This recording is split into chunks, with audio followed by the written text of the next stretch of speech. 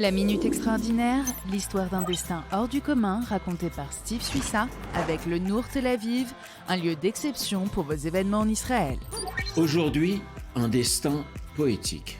Coup de théâtre le 8 octobre dernier lorsque les jurés dévoilent la lauréate du prix Nobel de littérature 2020.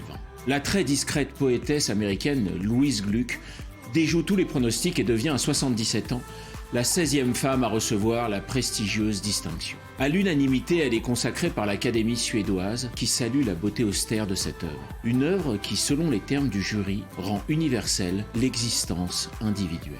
Une douzaine de recueils publiés en 50 ans, des poèmes dans lesquels cette professeure d'anglais à l'université de Yale joue avec les assonances, les rythmes et les symboles. Elle explore des thèmes intimes comme la famille, la relation fille-mère ou encore l'abandon.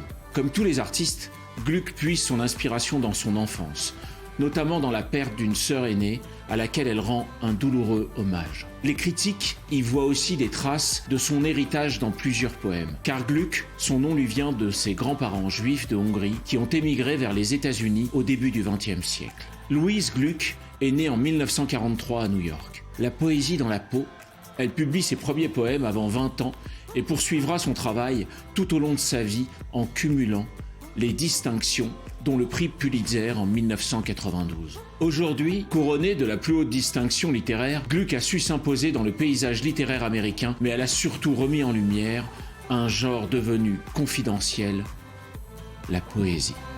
C'était la Minute Extraordinaire, racontée par Steve Suissa avec le Nour Tel Aviv, un lieu d'exception pour vos événements en Israël.